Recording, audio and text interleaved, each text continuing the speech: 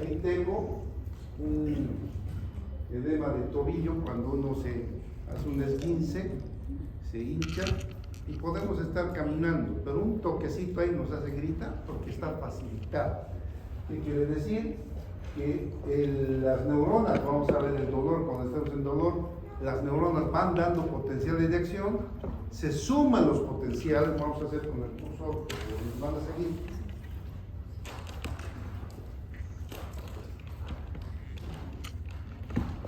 Cualquier pregunta, levantan la mano, por favor.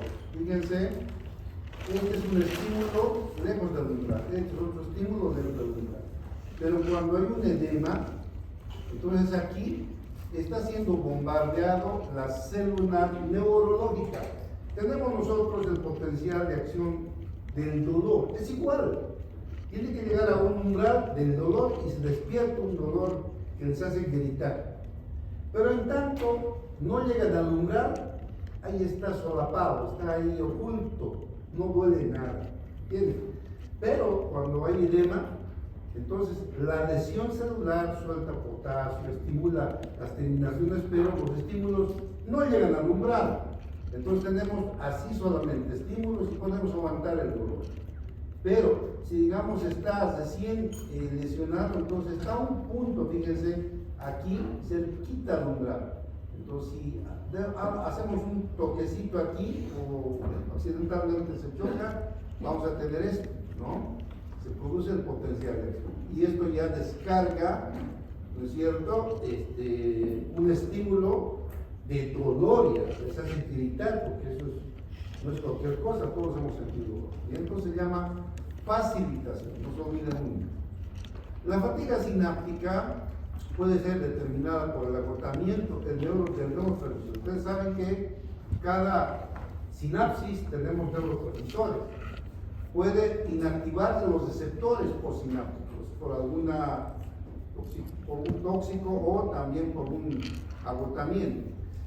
Puede alterarse la concentración iónica de la célula, en este caso puede llenarse de cloro o puede salirse el potasio, se altera la concentración iónica y también va a haber, directamente va a haber una fatiga, no va a haber ninguna respuesta celular, o puede haber acumulación de metabolitos en el sistema que inhibe la respuesta. Fíjense, cuando una persona está cansada, se van agotando los neurotransmisores, primero reduce un poco, va reduciendo un poco y al final, fíjense ya, la respuesta, digamos, neuronal es tan leve, y eso sucede, los que nos gusta el box, los que ustedes han visto, el box es un deporte viril en el cual se agotan las fuerzas. Cuando el individuo está por el 12 round, ya los mismos golpes ya son así nomás, ya no hay esa potencia que había al principio. En el primer round, segundo round, había toda la fuerza porque las neuronas estaban con todo el potencial de acción. Pero conforme va pasando el tiempo, se van agotando los neurotransmisores, va alterándose la carga iónica de la célula, o sea, empieza el agotamiento celular y los golpes son cada vez más leves. Entonces, eso es lo que sucede. Por favor, cualquier pregunta, levanta la mano. Vamos a ver el efecto del pH y hipoxia. Por favor, esto va a ser para el examen final, no creo que pregunte ahora, pero siempre la alcalosis, ¿qué va a provocar? Puede convulsionar una persona por alcalosis. ¿Por qué? Porque el pH de 7.8 aumenta la excitabilidad.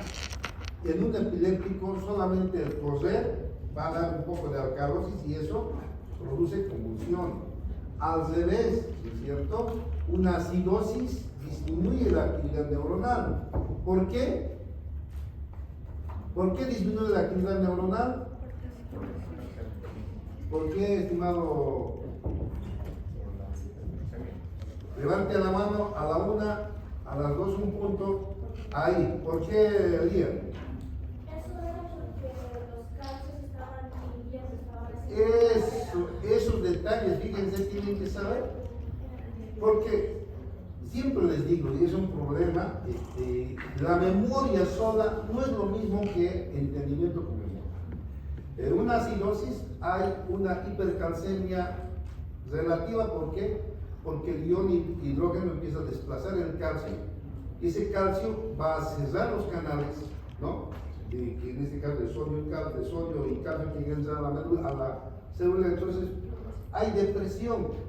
Por eso es, entonces no se olviden, por ejemplo, hoy día es una mujer muy práctica esta mujer, es bien, más parece que va a ser cirujana, algo así, una residencia que sea de más practicidad, que no tanto teoría, pero más práctica. Y entonces, por favor, esas cosas, detalles que pueden darnos claridad en el tratamiento. Y la hipoxia, hay aporte insuficiente de oxígeno y fíjense, en 3 a 7 segundos va a haber pérdida de conocimiento. Una persona pierde conocimiento porque el cerebro no soporta disminución del oxígeno. Eso vamos a ver con calma la próxima semana.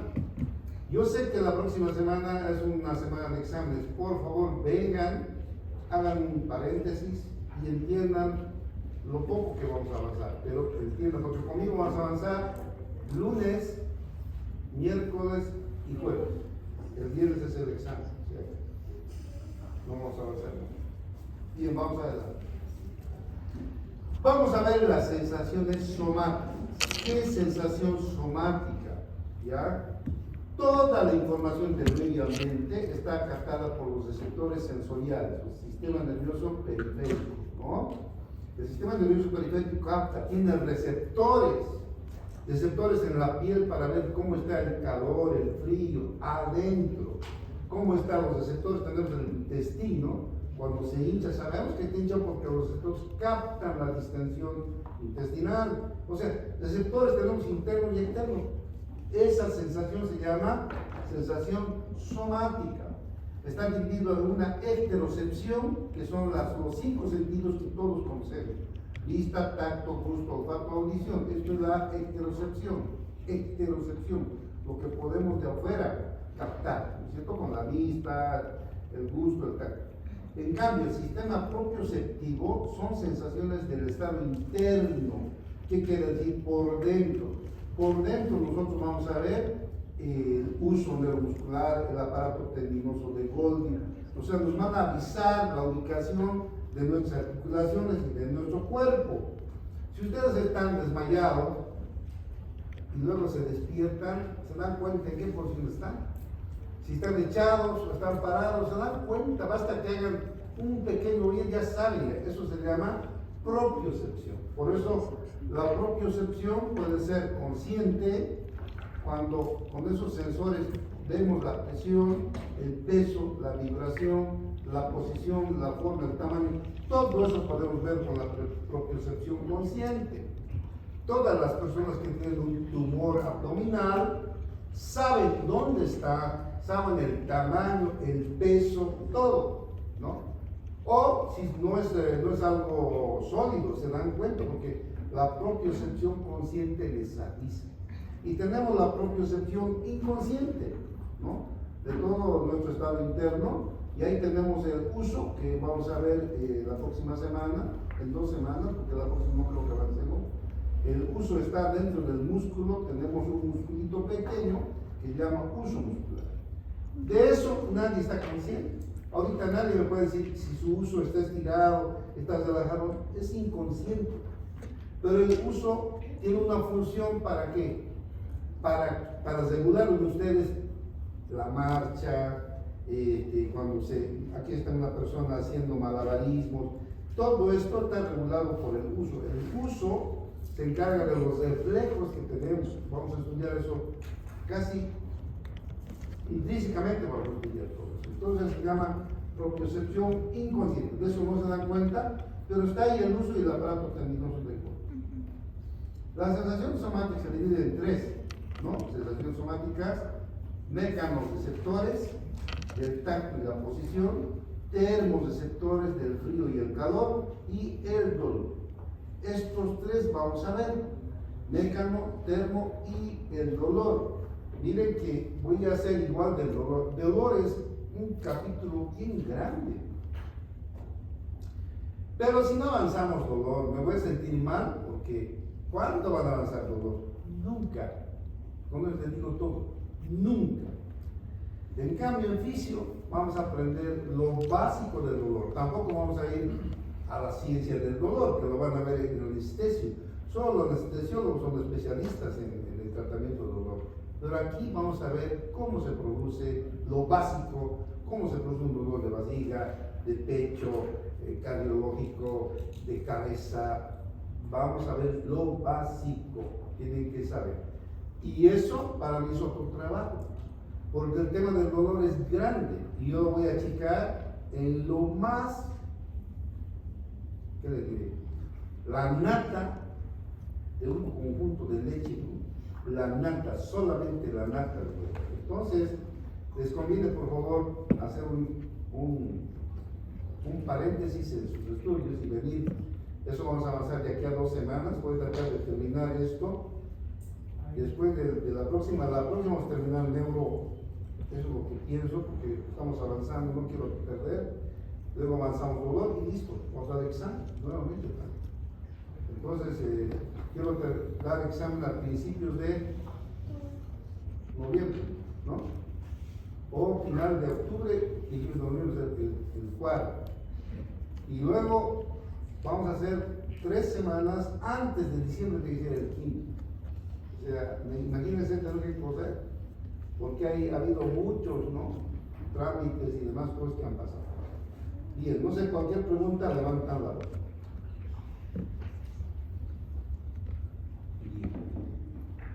Aquí tenemos los receptores sensitivos, ¿ya? Tenemos los receptores sensitivos básicos. Fíjense, 5 tipos básicos de receptores sensitivos. Mecanorreceptores, su nombre lo indica. Mecano es algo mecánico que empuja la piel o por dentro o por fuera. Mecano, algo que empuja, que deforma algo. Entonces, mecanorreceptores tenemos, miren la compresión y estiramiento de los músculos o de la piel. Ahí tenemos Pacini, Merkel y los picos receptores como básicos, ¿no? Luego tenemos los termoreceptores, cuando no, la temperatura y el frío. Entonces, Krauss, el frío, y Zuffini, el calor. Los nociceptores, cuando hablamos de noci es receptor del dolor, son terminaciones libres, y los receptores electromagnéticos de los conos y bastones que están en el ojo, eso no vamos a ver, lo van a ver en octavo, más bien que eso lo dan completo allá. Los quimioreceptores detectan gusto, olor, ¿no? Eso ya hemos visto en parte, los quimioreceptores aórtico y carotidio, pero también en la lengua tenemos quimioreceptores, tenemos quimioreceptores que nos dan el sabor, etc. Ya, aquí están los multitos, esto es la terminación libre. Fíjense, ahí está, estos receptores son de la misma neurona, tiene receptores incluidos, eso es una sola neurona. En cambio, la terminación de Merkel es la neurona que se conecta con estos sensores especializados en captar la presión y la textura. Y tenemos el Meissner, igual es un sensor. El corpúsculo de Meissner es un sensor especializado, ¿no? Está en las manos, el tacto, y ahí está conectándose con un nervio. Y tenemos Pacini, otro sensor especializado, ¿no?, que nos ve la presión. Los picos receptores están alrededor del nacimiento de los pelos y nos van a decir, ustedes saben, cuando se pongan en un lado, están en el lado derecho o izquierdo. Si yo lo peino, cierran los ojos, le peino un lado, está en el lado izquierdo, ¿saben? Pero después de un momento ya no, y eso vamos a ver por qué, ¿ya? Entonces vamos, ya. Aquí tenemos una piel, las partes, ¿no es cierto? La epidermis es la parte que todos podemos ver en nuestra piel, la dermis que está por dentro y la hipodermis que está prácticamente en el tejido celular subcutáneo. Este amarillo que ven, el celular subcutáneo.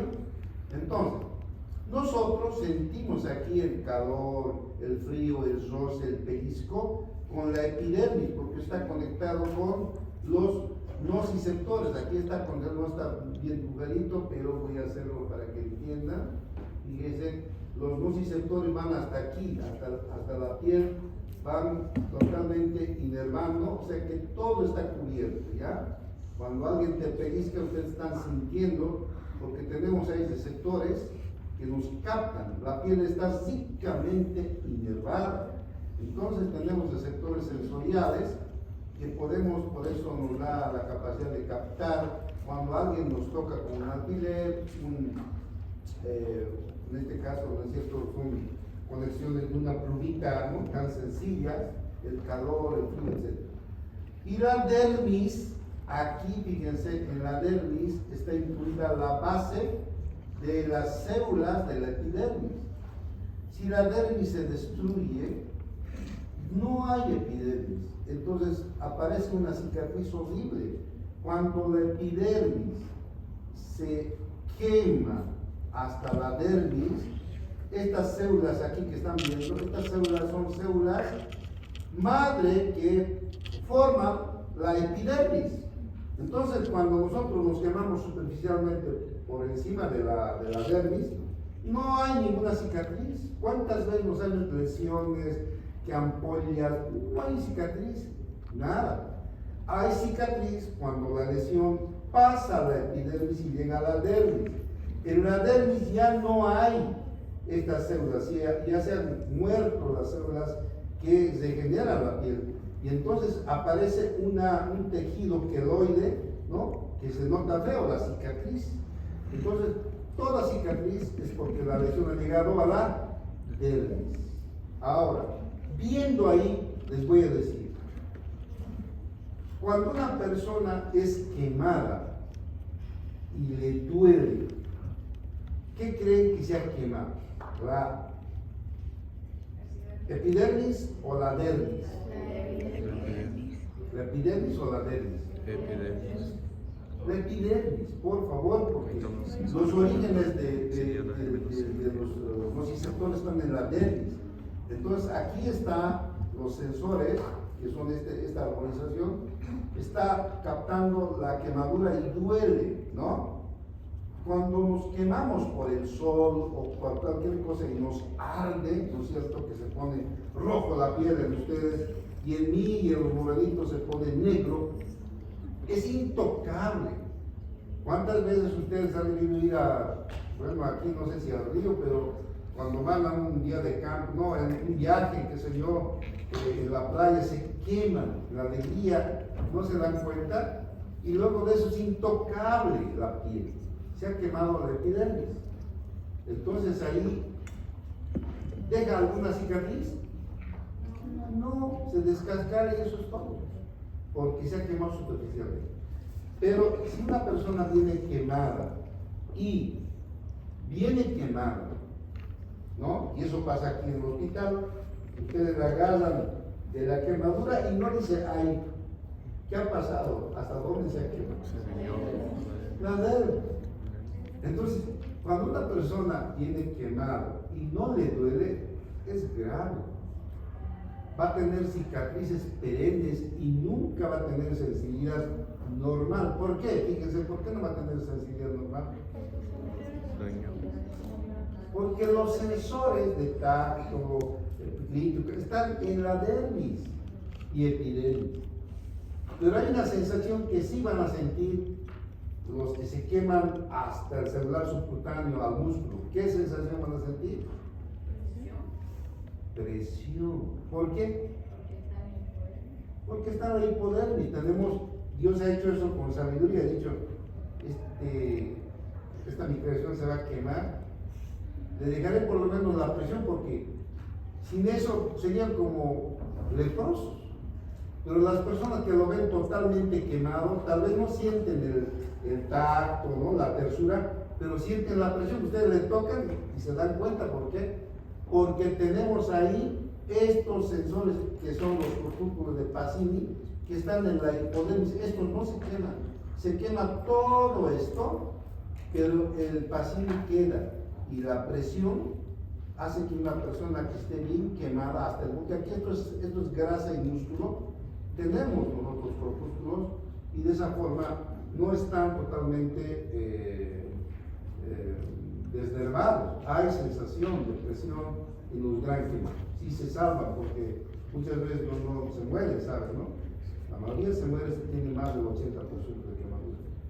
¿Alguna pregunta hasta aquí? ¿Alguna pregunta? Ya. Sí, dime, Fernández. Por la función del corpúsculo de Pacini en una situación normal, ¿qué sería? ¿Cuál sería? ¿Cómo? ¿Cuál es la función del corpúsculo de Pacini? El tacto. No serían los otros términos. No, es que el tacto, tenemos tacto protopático, epicrítico, de presión. Ahorita vamos a ver, vas a diferenciar, ¿verdad? Sigamos adelante. Pacini, claro, aquí Pacini, la hipodermis, la Pacini es la presión, pero también tenemos aquí la presión cuando nosotros apretamos un poco de, digamos, la mano, lo que sea, y llega aquí. Son bien sensibles los de Pacini, es un receptor especializado. No solo quiere decir que Pacini tenemos en la hipodermis, también hay Pacini en la dermis, o sea, solo en la no es así. Hay en la dermis también, pero en la hipodermis quedan siempre como una reserva en caso de pérdida de la dermis. ¿Ya está salido? Ya. Vamos a ver. Y si se quema el corpúsculo de Pacini, también ya dejaría de ser. No, ya se muere el individuo. Generalmente van a ver ustedes en patología, tenemos quemadura de primer grado, segundo, tercer grado profundo. Cuando se quema ya la hipodermis, ahí está el músculo y el hueso. Hay que cortar nomás, ya no hay nada que hacer ahí. Ya no es viable ese miembro. Y si es abdomen está listo, se va a morir. O sea, ya no tiene solución. ¿Ya? ¿Alguna otra pregunta? Ya, sigamos adelante.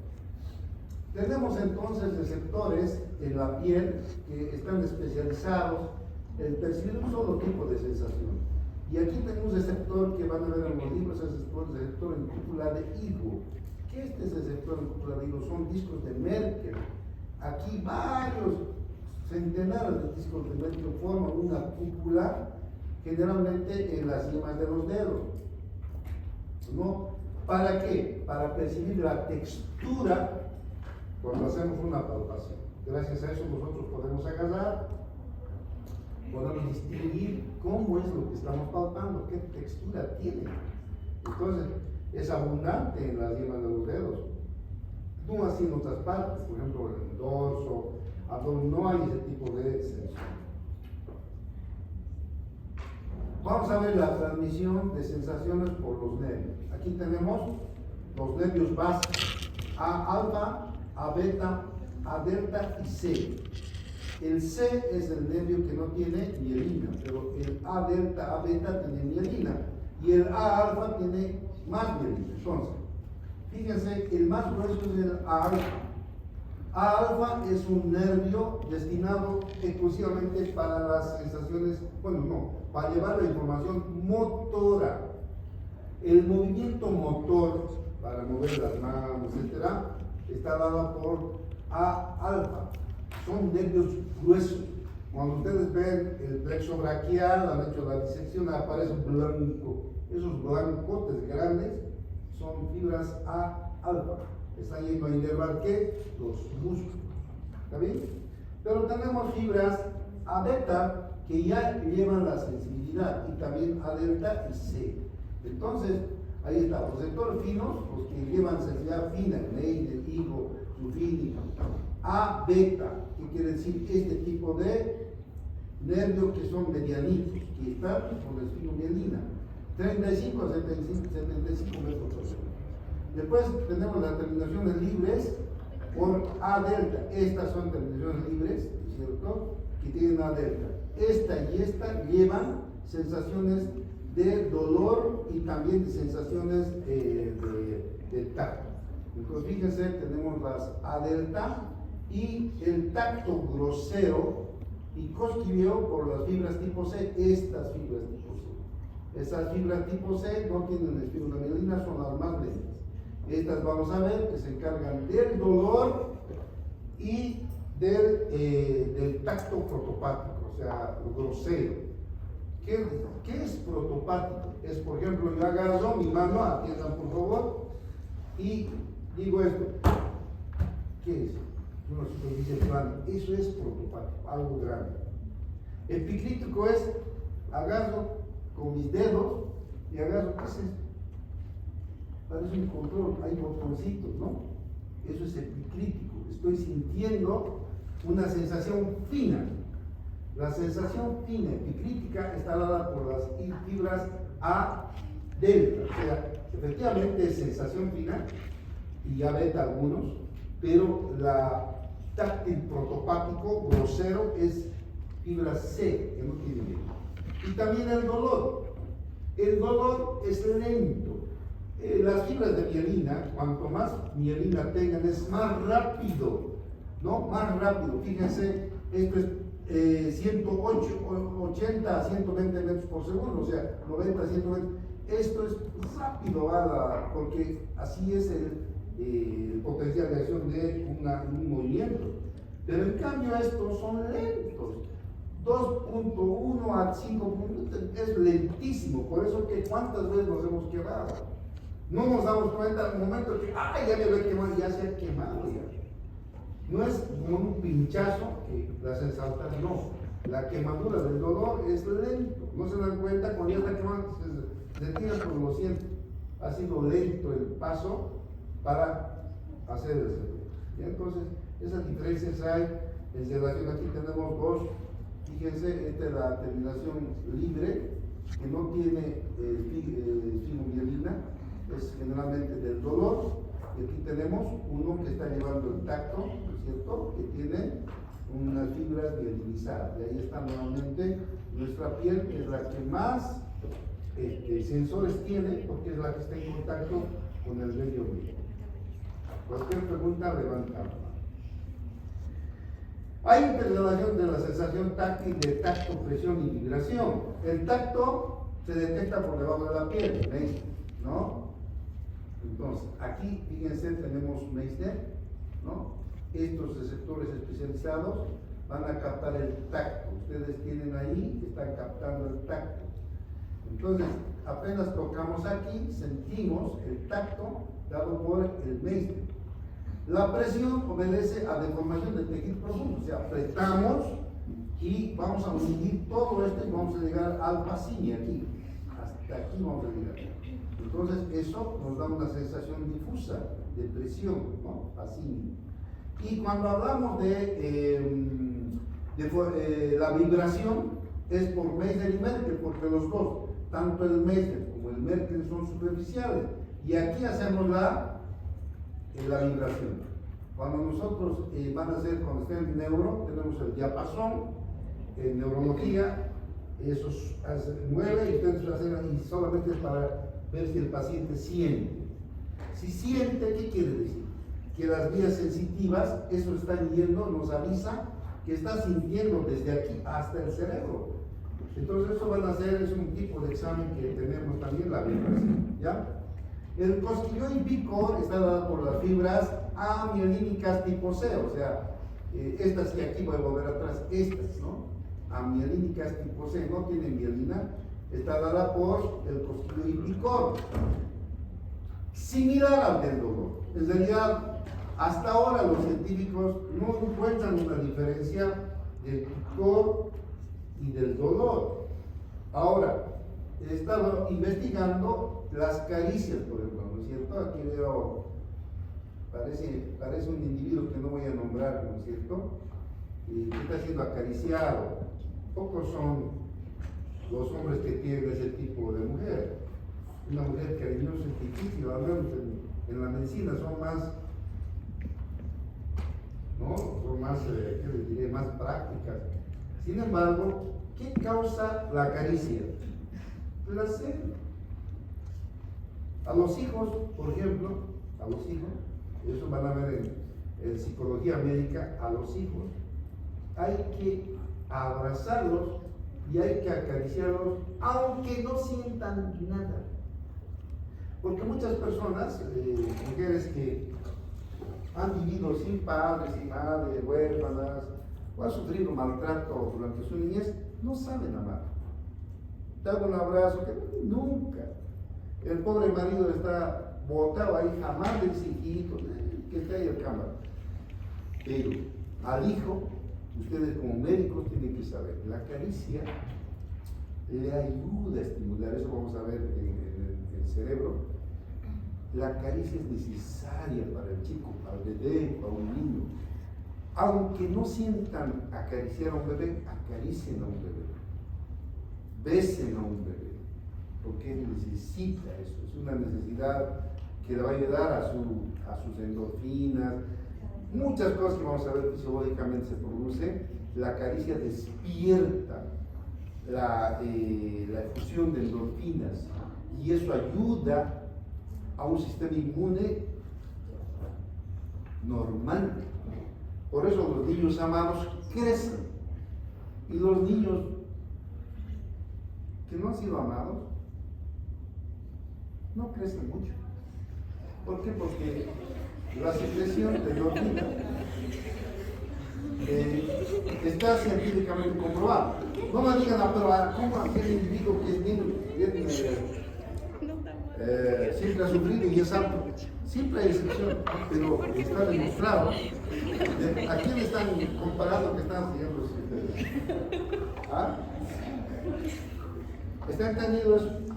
Entonces, ¿y qué hace la caricia? Fíjense, la caricia se ha demostrado que también es una sensibilidad picítica en la piel, que está dada por centímetros de piel por segundo, ¿no? Entonces, si nosotros abarcamos entre 1 y 10 centímetros por segundo de piel suavito, se estimula placer. O sea, uno siente, qué lindo, ¿no? Placer. Y ese placer va a ir, vamos a ver, no sé si me alcanza ahora el tiempo o el lunes, vamos a ver que eso va a la médula y de la médula va al cerebro. Y en el cerebro, ¿qué estimula el placer? La liberación de endorfinas que vamos a ver, encefalina. ¿Y qué hace la encefalina? Hace sentir, como ese tipo ahí, miren, está soñando, parece, bueno, no digo qué, pero les hace soñar. Si un hombre puede estar con una mujer solo por eso, una mujer tiene el tacto de ser así en forma natural, van a tener a los hombres comiendo de su mano. Así con él les digo todo a las mujeres que son frías. Cualquier pregunta, levántame, ¿ya? Esto tiene que ver con los centímetros estimulados por segundo. Y eso está demostrado ya en la ciencia fisiológica. Vamos a ver. Vamos a ver el potencial del receptor y los potenciales de eso. En un estímulo puede haber receptores primarios, los que captan, o receptores secundarios.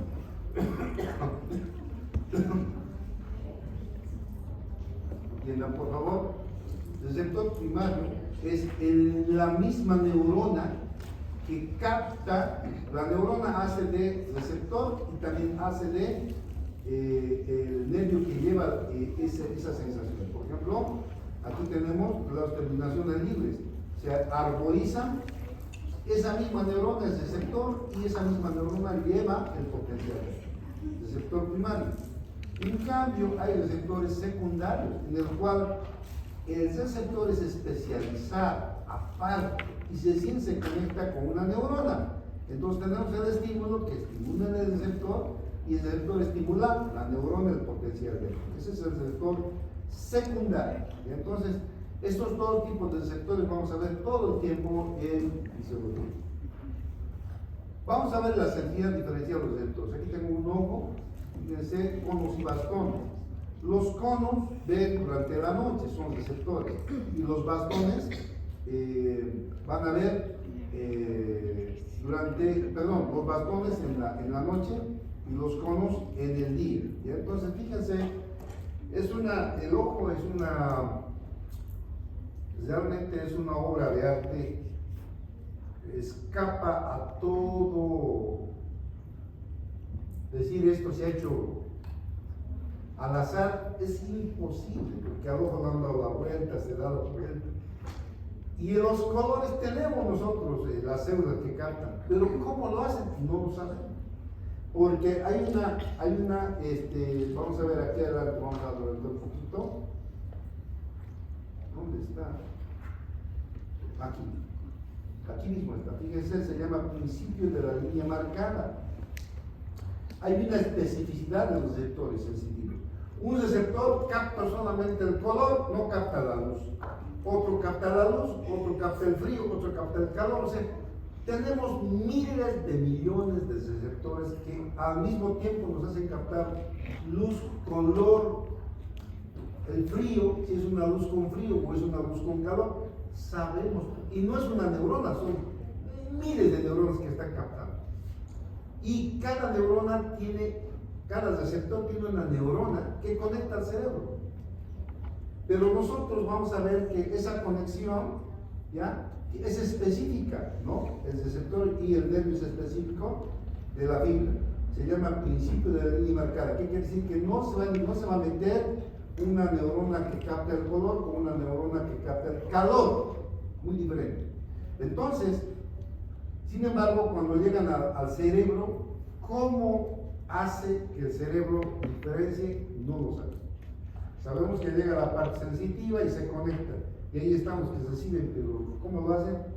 Y hasta ahora no hay respuesta, pero ustedes ven colores, sabores, ven texturas.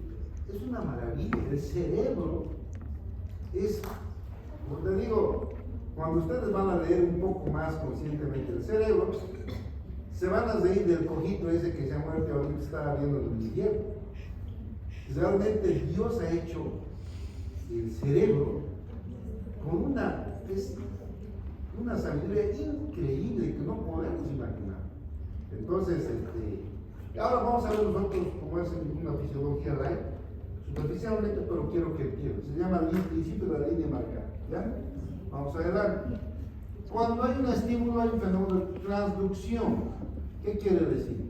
Convertir un estímulo mecánico, térmico, químico en un potencial de acción.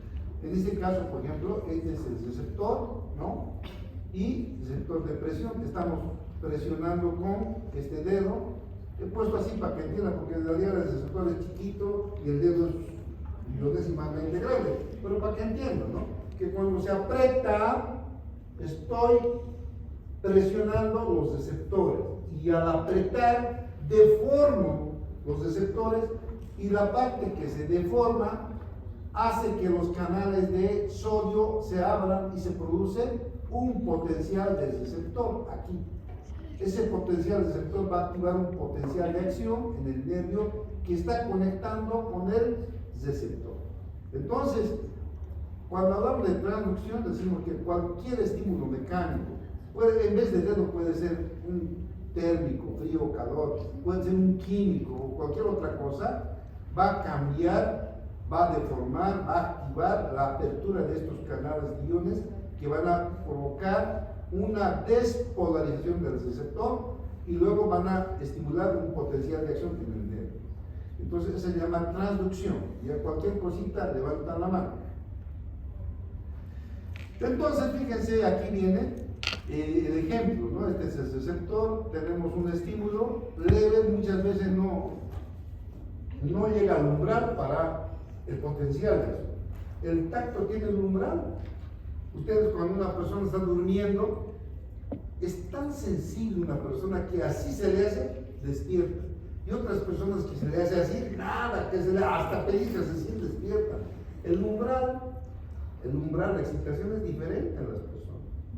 Pero tiene que llegarse al umbral para despertar un potencial de acción. Entonces, aquí hay una leve, ¿no? Y no se nota. Pero cuando se presiona más, empieza a deformarse y entran los iones y se produce el potencial de acción. Leve. Entonces tenemos, ya hay un potencial de acción que nos avisa, eso va hasta el cerebro y avisa que algo está empujando. Pero si la presión es mayor, entonces deforma más y hay mayor estímulo y tenemos que aumento de la frecuencia del potencial de acción. Entonces fíjense, aquí tengo el ejemplo, este es el reposo y aquí tenemos 1, 2, no se llega al umbral, se llega al umbral, se despierta un hito. Pero si se sigue empujando por encima del umbral, lo único que vamos a despertar es mayor cantidad en la frecuencia de potencial de acción. Y eso nos habla de la intensidad. Cuando están apretando fuerte, sabemos que están apretando, está aumentando la frecuencia de los potenciales. Eso es todo. La diferencia, cuando es uno tras otro, es una presión bien leve. Cuando es muy fuerte, entonces ya es una presión mayor, ¿ya? Entonces, aquí tenemos, ¿no? Una presión débil, fuerte, aquí tenemos débil, la frecuencia de potencial, y fuerte cuando es una presión prácticamente uno tras otro el potencial. Los receptores. Un receptor, atiendan bien, me han pedido por si acaso no se van a ir los del paralelo 4, que están haciendo una investigación y creo que está bien. Yo creo que ustedes también les van a colaborar, les van a hacer una pequeña encuesta para un estudio que estamos haciendo. Antes que me olvide, me habló la señorita coordinadora María Julia, lo deben conocer, una joven, ¿cierto? Han hecho ya su encuesta digital, que está la universidad. ¿Quiénes han hecho? Levanten la mano. Uno, dos, 3, 4, 5, 6. Pero aquí somos pues más de 50, por favor. Háganlo. Ese documento que van a ser digital, les van a preguntar cómo es la universidad, cómo se sienten. Ustedes valoran y ponen el puntaje. Eso sirve para la acreditación. Por tanto, para el día lunes, yo quiero que todo el mundo a mí me traiga, porque cuando han hecho sale ahí, sacan una copiecita y me dan a mí, porque eso la señorita María Julia pide colaborar, y no es para ella, es para la universidad. Yo sé que es, como les digo, 1/4 de hora más o menos, pero hay que hacerlo. Entonces háganlo antes que me olvide. El lunes me van a dar, por favor, ya quiero ver ellos. Entonces, con pila vos. Ya. Entonces, es otro que van a hacer los chicos, es uno de ellos. Les pido vamos a terminar y 20 y 10 minutos van a hacerlo con ellos. Colaboran entre colegas, hay que solidarizarnos y colaborar, ¿ya? Sigamos.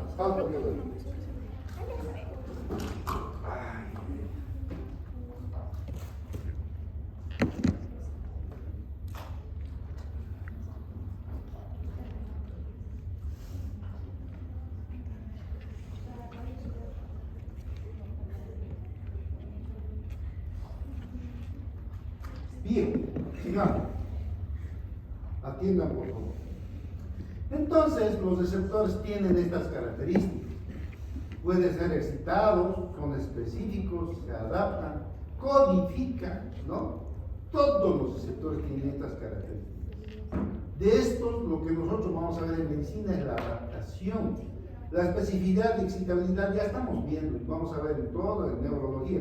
Pero la adaptación tiene mucho que ver con la clínica. Por tanto, vamos a ver cómo se adaptan los receptores. Fíjense, los receptores, si nosotros aplicamos un estímulo constante, entonces el Pacini se adapta en centésimas de segundo.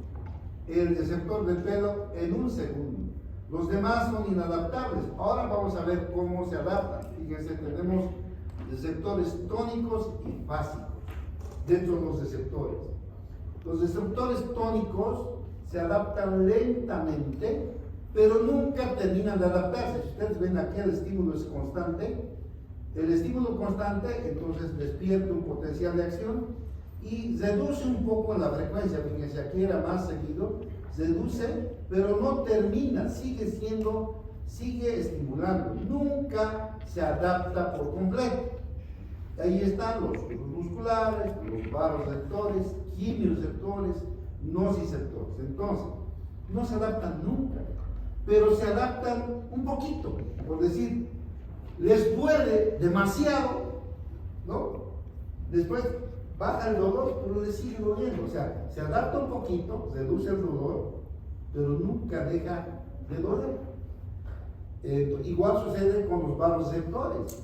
Cuando la presión de nosotros, la presión arterial, nosotros aumentamos el volumen o sistema simpático, aumenta la presión arterial. Y seguimos en eso, se adapta, se reduce, pero nunca llega a la normalidad. Por eso es un problema mantener constantemente estímulo del simpático, porque yo me asusto, me sube la presión, ¿no? Y si estoy asustado un tiempo más sigue y luego de eso empieza a decrecer, se va adaptando, pero no llega a la normalidad. Son receptores tónicos. Todo el tiempo que se estimula van informando al sistema nervioso que está mal esa sensación, no es normal. El sistema nervioso nos avisa y nosotros somos médicos y vamos a ver la presión, vamos a ver los quimioreceptores, vamos a ver los nociceptores. ¿Por qué acuden los pacientes? Porque les duele. No vienen gritando, muchos dicen, me duele nada más, pero están sintiendo, no, se ha adaptado, pero nunca ha llegado a una adaptación completa. Si se dan cuenta, el estímulo sigue, pero el potencial receptor sigue, aunque es menor, pero sigue informando. Y ahí tenemos los vasoreceptores, quimioreceptores, los receptores, los usos musculares, ¿ya? Cualquier pregunta, levantan la mano o la voz. Y tenemos los receptores básicos. Los receptores básicos, fíjense, el estímulo es constante. Aquí hay un estímulo constante y el estímulo sigue. ¿Y qué pasa con nosotros? Primero captamos y luego de eso baja y deja de informar al cerebro. Cuando nosotros nos ponemos un lápiz en la oreja, en ese momento sentimos bien la oreja, ahí está, bien, estamos sintiendo. Nos distraemos y luego mira, no sentimos, porque se ha adaptado. ¿Qué ha pasado? Aunque el estímulo sigue ahí, se ha adaptado, ya no informa de que está ahí. Y uno dice, ¿qué haré con él? ¿Qué haré? Y pum, encuentra ahí eso. Y eso pasa frecuentemente. Entonces, hay así receptores que se adaptan completamente. No sirven para informar algo, simplemente nos informan de cambios rápidos, básicos, de cambios que son rápidos y momentáneos, nunca de cambios que son constantes. Esos son los receptores básicos, y ahí tenemos, ¿no es cierto?, los receptores que nos avisan de la velocidad de las patadas, de nuestra velocidad cuando corremos. Tiene una función predictiva, nada más estos receptores de electricidad o básicos, ¿ya? Vamos a ver la transmisión de señales a través de grupos. Tenemos los circuitos. Nuestro cerebro, como vamos a ver la próxima semana, tiene varios circuitos. En realidad los circuitos hacen que ustedes se aplacen el neuro. De manera que yo lo que les voy a dar es los circuitos que usamos en medicina, nada más. Y no voy a decir que tiene el circuito de tanto sirve para esto, porque tienen que saber ustedes qué hace ese circuito, qué tiene que ver con nuestra salud. Pero el circuito tiene una entrada, tiene un campo de estimulación aquí y una salida. Entonces, una entrada, un campo de estimulación y una salida. Entonces, aquí funciona lo que hemos hablado, el producir un potencial de acción o facilitar a este grupo neuronal. Este grupo de circuito, como hemos dicho, la pierna, digamos, se golpea, está facilitada. No es una neurona, es un grupo neuronal. Entonces, ese circuito está facilitado porque está llegando muchas más entradas. Entonces, fíjense, si tenemos 6 terminales que estimulan, si 6 terminales, tenemos una terminal, 2, 3, 4, 5, 6 terminales, este está saliendo un estímulo. Este otro está recibiendo 1, 2, 3, no está saliendo o no, el B. No está saliendo porque no llega a 6, ¿es cierto? Este otro está saliendo 3, 4, 5, el C, está saliendo un potencial o no. ¿Ah? No está saliendo porque no llega a 6. Aquí tenemos 1, 2, 3, 4, 5, nada más. Entonces, ¿cómo se llama eso? Falta un puntito para salir. ¿Qué se llama eso? Ya vamos a avanzar hace 30 segundos. ¿Cómo se llama cuando está por llegar al umbral y se mantiene ahí? Está facilitado. Entonces, eso es lo que nos habla el circuito. Los circuitos neuronales, hemos hablado ayer de circuitos del dolor, circuitos de vómito, circuitos de todo tipo, ¿no? Es un grupo neuronal, no es una neuronita, es un grupo neuronal. Y tiene facilitación y tiene inhibición, como vamos a ver. Y aquí tenemos, fíjense, la fibra nerviosa entra aquí, la zona facilitada es esta, que no está, pero esta zona es de descarga, porque se suma más de 6 descargas y eso va a descargar un potencial de acción. Y son una facilitada en la que la estimulación no alcanza el umbral, pero está a pocos milivoltios, o sea, tranquilamente va a llegar al umbral de compensación. La divergencia de las señales es cuando una señal viene y empieza a divergerse. Un mismo estímulo puede ir a varias células y puede en distintas vías, uno aquí y otro aquí. La convergencia en realidad puede venir varios estímulos y convergen en una sola neurona.